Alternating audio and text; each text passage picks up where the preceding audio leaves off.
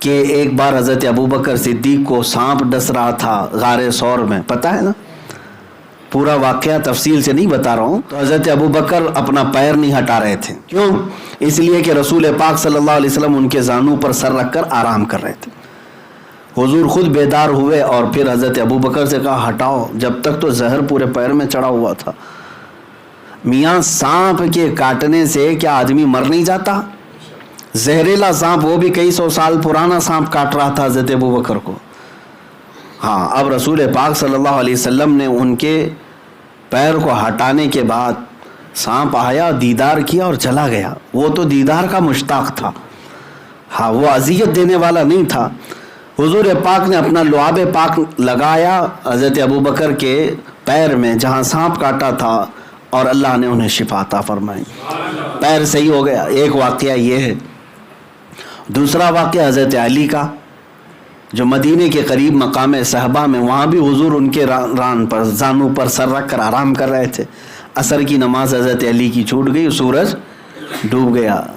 یہاں پر بھی وہاں جان جا رہی تھی، وہ بھی حضور کی نیند پر ہی ہے. اور یہاں نماز گئی، وہ کس پر؟ حضور کی نیند پر. لیکن حضور یہاں پر بھی بیدار ہوئے ہیں. یہ نہیں کہا قضا کر لینا، آگے دیکھ لینا، بلکہ نہیں، اشارہ کر کے سورج کو واپس بلایا اور عصر کے مقام پر اس کو پہنچایا. حضرت علی سے کہا اپنی نماز پڑھ لو. نماز پڑھ لی اور چلے گئے. پتہ یہ چلا کہ حضور کی نیند کی حفاظت میں بھی اگر کسی نے چھوٹی کوئی چیز قربان کی تو رائگاں نہیں جاتی، اس قربانی پر سورج کو بھی پلٹایا جا سکتا ہے. ارے کائنات کا نظام بدلا جا سکتا ہے. تم کیا سمجھتے ہو ناموس رسالت کی حفاظت ہلکی بات ہے؟ ہاں، کائنات کے رخ کو بھی بدل دیا جائے گا، ہوائیں بدل دی جائیں. دو واقعات توجہ چاہتا ہوں. ایک، حضرت ابوبکر صدیق نے جان کی بازی لگا دی، سانپ کاٹ رہا ہے، حرکت نہیں کیا. دوسرے، حضرت علی نے نماز کی بازی لگا دی، وہ بھی نیند پر. ہمارے اور آپ کی طرح نہیں، حضرت علی کی ایک نماز کا چھوٹنا بہت بڑا معاملہ ہے، بہت بڑا معاملہ ہے ان کے لیے.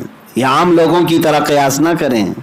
اب اعلیٰ حضرت رضی اللہ تعالیٰ عنہ کے اشعار پڑھیں، سمجھاتے ہیں پورے اس معاملے کو. صدیق بلکہ غار میں جاں ان پہ دے چکے، حفظ جان تو جانے فروز غرر کی ہے. یعنی جان بچانا بہت بڑا فرض ہے. جان بچانا کیا ہے؟ فرض. ارے میاں، جان بچانے کے لیے شریعت نے یہاں تک کی چھوٹ دی ہے کہ اگر ایسی نوبت آ گئی کہ کہیں کچھ نہیں ملتا تو کوئی حرام گوشت کا ٹکڑا ملے اور وہ کھا کر بچا سکتا ہے تو بچا لے. یہاں تک کی چھوٹ شریعت نے دی. یہ حفظ جان کی حفاظت کرنا بہت بڑا فرض ہے، لیکن وہ بھی انہوں نے خیال نہیں کیا. وہ فرض تھا نا، جان بچانا کیا ہے؟ فرض. بہت سارے لوگ یہی کہتے ہیں حضرت آج آپ کہہ رہے ہیں ٹھیک ہے باہر جانا خطرہ ہے، جان کی حفاظت تو فرض ہے نا، گھر میں بیٹھنا چاہیے، جان کی حفاظت فرض ہے. اب میں آپ کو سمجھاتا ہوں جان کی حفاظت کیسے فرض ہے. ایک، جان کی حفاظت فرض تھی لیکن اس فرض کو چھوڑ دیا حضرت ابوبکر نے. اعلیٰ حضرت فرماتے ہیں صدیق بلکہ غار میں جان ان پہ دے چکے، حفظ جان تو جانے فروز غرر کی ہے. مولا علی نے واری تیری نیند پہ نماز، وہ بھی نماز عصر جو سب سے اعلیٰ خطر کی ہے. پانچوں نمازوں میں سب سے افضل نماز عصر ہے. اس کو صلاۃ الوسطیٰ کہا گیا ہے. صلاۃ الوسطیٰ، حافظوا علی الصلاۃ والصلاۃ الوسطیٰ قرآن پاک میں آیا ہے. یہ بیچ والی نماز پانچوں نمازوں میں سب سے افضل ہے. اور دونوں واقعات کو ذہن میں رکھو.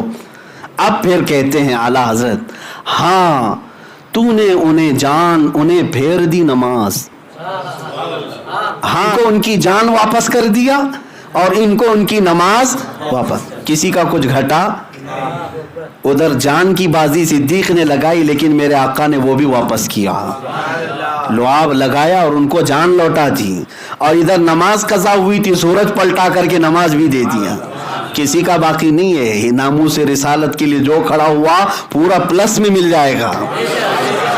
ہاں تو نے انہیں پھیر دی نماز، پر وہ تو کر چکے جو کرنی بشر کی ہے. ہاں یہ دونوں صحابہ نے کیا کیا؟ جو بشر کو کرنا چاہیے تھا وہ کر دیا. اب جو یہ پورے دو واقعات کا خلاصہ کیا نکلا؟ ایک نے جان بچانا فرض تھا وہ فرض بھی چھوڑ دیا, اور دوسرے نے نماز عصر یہ بھی فرض تھی, فرض ہے کہ نہیں, یہ بھی فرض چھوڑ دیا. ادھر بھی فرض چھوٹا ہے ادھر بھی فرض چھوٹ رہا ہے, دونوں فرض چھوٹے. اعلیٰ حضرت فرماتے ہیں ثابت ہوا کہ جملہ فرائض فروع ہیں. ثابت ہوا کہ جملہ فرائض, فرض کی جمع کیا ہے؟ فرائض. فروع کا مطلب ہوا برانچ, اصل ایک ہوتا ہے اصل اور پھر فرع. اعلیٰ حضرت فرماتے ہیں ثابت ہوا کہ جملہ فرائض فروع ہے, اصل الاصول بندگی استاجور کی ہے. جس کا عام لفظوں میں اگر بتایا جائے تو یوں ہے کہ سارے فرض جتنے بھی ہیں سب کا مقام بعد میں ہے, اطاعت مصطفیٰ والا فرض پہلے نمبر پر ہے. ہاں وہ اگر حضور پاک کی ذات ہونا یہ پھول تو بلبل کا ترنم بھی نہ ہو. یہیں سے بات نکلتی ہے کہ اگر حضور کی ذات کا جو اللہ تعالیٰ نے ہمیں حکم فرمایا وہ چھوڑ کر کے دوسرے فرائض میں لگے رہے تو کوئی فرض نہیں قبول ہے.